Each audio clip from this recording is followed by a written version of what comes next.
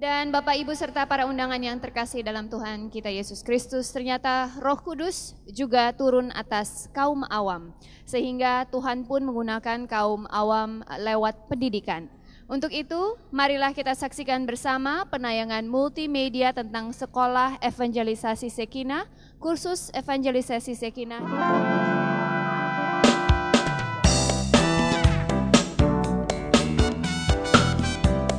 Sekolah Evangelisasi Pribadi Shekinah berawal dari kerinduan Romo Sukiri. Permulaan sebenarnya kita sadar bahwa harus ada kesatuan, perkumpulan. Lalu begitu misi berkembang, kita keluar negeri. Lalu saya lihat bahwa sekarang tidak cukup lagi hanya persekutuan doa, kita harus memperdalam. Pada tahun 1986, sepulang dari kursus di Amerika itu, Romo Sukiri membawa buku misi evangelisasi dalam bahasa Inggris dan beliau membentuk tim awam untuk bersama-sama dengan Romo Sukiri menerjemahkannya ke dalam bahasa Indonesia. Lalu evangelisasi saya lihat di Stuyvesant, mereka punya beberapa macam kursus.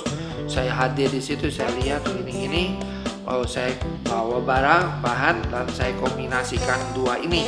Tim penterjemah itu terdiri dari Bapak Yosef Teja Indra, Bapak Roy Secadi, Bapak Yos Lamel, Ibu Esther Kandau, dan beberapa awam yang lain. Dengan demikian kita juga mendapat gedung yang baru, lalu kita punya ruang kan, kita bisa mengadakan kursus-kursus.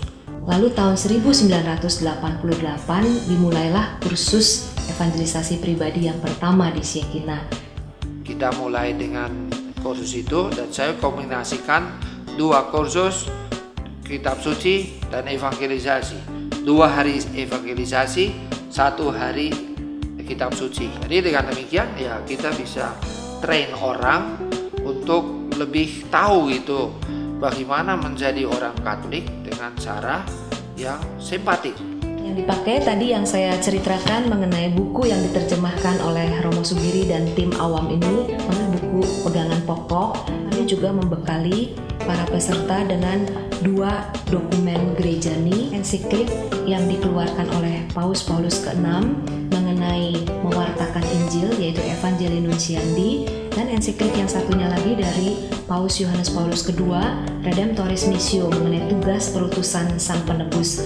2 tahun kemudian ada permintaan dari paroki-paroki dan sejak sampai sekarang ini ada 41 paroki yang sudah meminta penyelenggaraannya setahun sekali secara teratur.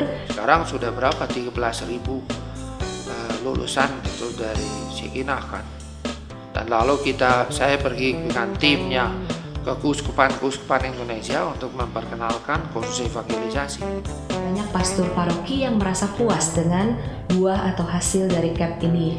Kalau dulu pastor paroki itu mengalami kesulitan kalau ada pergantian pengurus untuk mencari ketua wilayah, ketua lingkungan. Namun setelah terselenggaranya CAP di parokinya, lalu mereka suka sharing bahwa menjadi lebih gampang mencari ketua wilayah, ketua lingkungan atau pengurus di tingkat paroki karena banyak awam yang tersemangati dan mengambil inisiatif untuk menyediakan diri menjadi tenaga-tenaga pelayan-pelayan di paroki. Mengundang 3 teman saya untuk berada bersama-sama dengan saya di tempat ini. Agastya Kandau, Ria Taroreh, dan Mediana Teja Indra. Berikan tepuk tangan buat mereka. Orang tua mereka sering diutus sampai ke desa-desa, sampai ke luar pulau, sampai ke ujung-ujung bumi bahkan.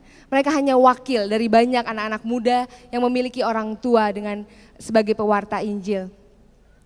Orang tua mereka menjadi wakil dari Kristus untuk menyampaikan kabar sukacita dengan banyak pengorbanan. Mereka harus meninggalkan anak-anak mereka harus meninggalkan keluarga, pekerjaan mereka, dan yang mereka lakukan tanpa digaji. Oleh karena itu saat ini saya mau tanya-tanya sedikit sama mereka. Pastinya ada suka dan duka yang mereka alami sebagai anak-anak dari para pewarta Injil yang sudah terkenal di seluruh dunia. Bahkan sampai ke desa-desa. Pasti banyak suka dan dukanya.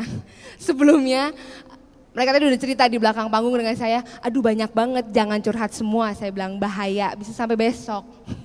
Jadi kita akan dengar sedikit sharing mereka mulai dari dukanya. Apa sih, bagaimana perasaan kalian pada saat mama, papa harus pergi jauh, sedangkan kalian pada saat itu mungkin sedang membutuhkan mereka. Silakan Ria dulu mungkin. Perasaan saya kalau waktu ditinggal mama papa, itu yang pasti rumah kosong, sepi banget, nggak bisa ya pulang ke rumah, ya kosong, kayak nggak ada yang diajak ngomong deh, paling cuma sama kakak doang, yang pasti itu. Kesepian Ria ya, kalau Medi lain pasti.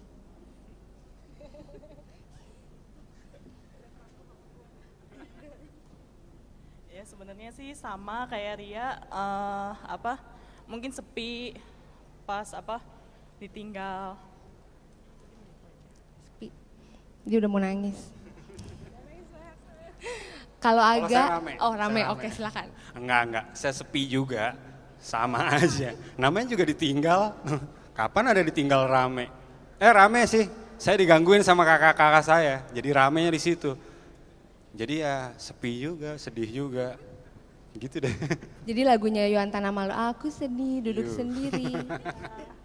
Tapi kan mereka pergi untuk mewartakan kabar sukacita, apalagi sukacita Kristus gitu kan. Dan mereka terkenal loh sampai ke ujung-ujung bumi, ke luar negeri, ke desa-desa. Siapa yang gak kenal orang tua mereka? Ntar saya panggil siapa orang tuanya.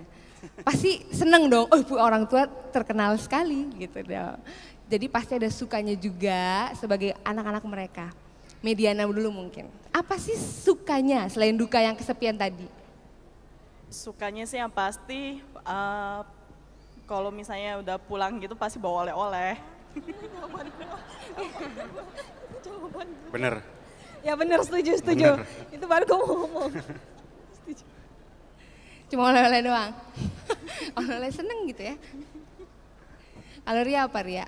Yang pasti itu sama lah sama Medi itu. Aduh jangan sama mulu dong jawabannya. Terus, bisa sharing banyak ya, banyak banget yang mama papa kasih gitu ya. Sharing pelayanan mereka di sana. Toh aku juga di sini juga melayani, jadi kita sama-sama tahu gitu ya. Suka duka pelayanan kita belajar sama-sama, bisa sharing sama mama papa. Hebat sekali, menjadi berkat buat keluarga juga ternyata.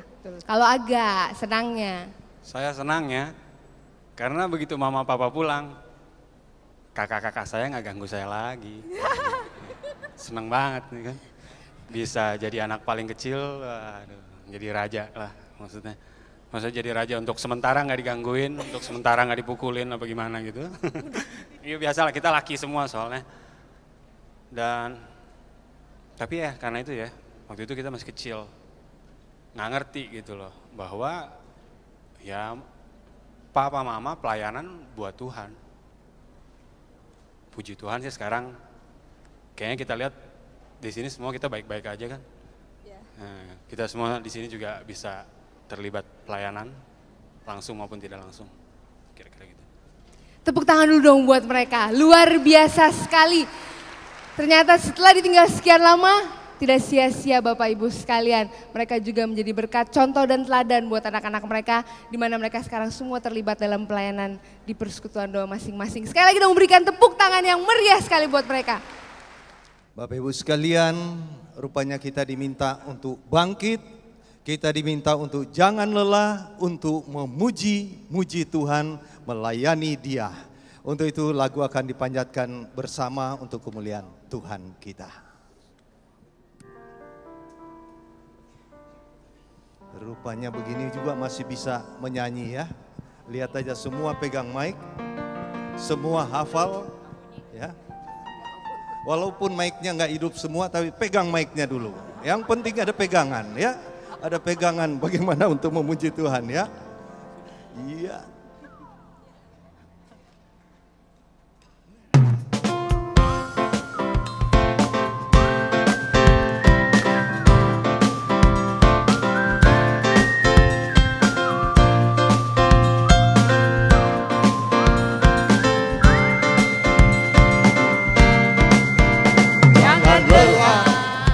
Bekerja di ladangnya Tuhan, yang Yesus yang beri kekuatan, yang mengajar dan menopang.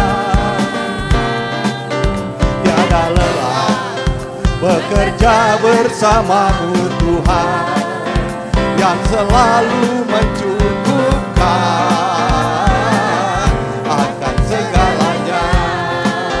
Ratakan tanah, ratakan tanah.